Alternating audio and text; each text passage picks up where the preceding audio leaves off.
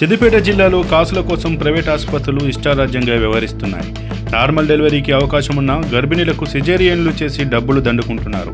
ఓవైపు ప్రభుత్వం నార్మల్ డెలివరీల సంఖ్యలు పెంచాలని సూచిస్తున్న ప్రైవేట్ ఆసుపత్రుల యాజమాన్యాలు దీన్ని తుంగలో తొక్కుతున్నాయి.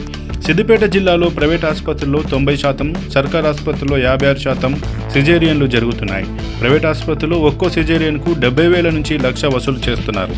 గతేడాది ఏప్రిల్ నుంచి ప్రస్తుతం వరకు జిల్లాలోని ప్రభుత్వ ఆసుపత్రుల్లో మొత్తం 9,186 డెలివరీలు జరుగుతాయి. అందులో 4,000 నార్మల్, 5,186 సిజేరియన్లు ఉన్నాయి. ప్రభుత్వ ఆసుపత్రుల్లో 56.8% సిజేరియన్లు మాత్రమే జరుగుతున్నాయి.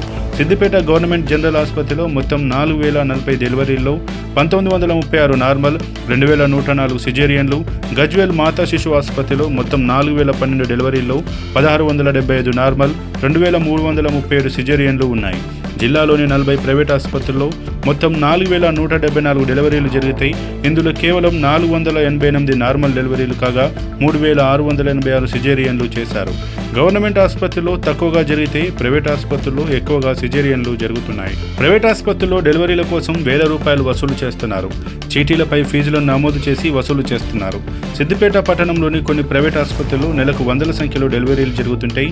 అందులో 95% పైగా సిజేరియన్లు ఉంటున్నాయి. ఆయా ప్రైవేట్ ఆసుపత్రులు నిబంధనల ప్రకారం ఫీజుల బోర్డులను ఏర్పాటు చేయడం లేదు.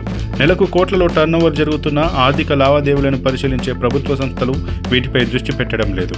మరోవైపు ప్రైవేట్ ఆసుపత్రులు ఇచ్చే కమిషన్ల కోసం కొందరు ఆఫీసర్లు కక్కుర్తి పడుతున్నారు. సిద్దిపేట, నారాయణరావుపేట మండలాల్లోని పలు గ్రామాల నుంచి గర్భిణీలను సిద్దిపేట పట్టణంలోని కొన్ని ప్రైవేట్ ఆసుపత్రులకు పంపిస్తున్నారు. ఇప్పటి వరకు ఆర్ఎంపీ, పీఎంపీలు ఇలా చేస్తారని తెలుసు. కానీ ఇటీవల వైద్య ఆరోగ్య శాఖకు చెందిన కొందరు సిబ్బంది సైతం ఈ దందా చేస్తున్నట్లు సమాచారం.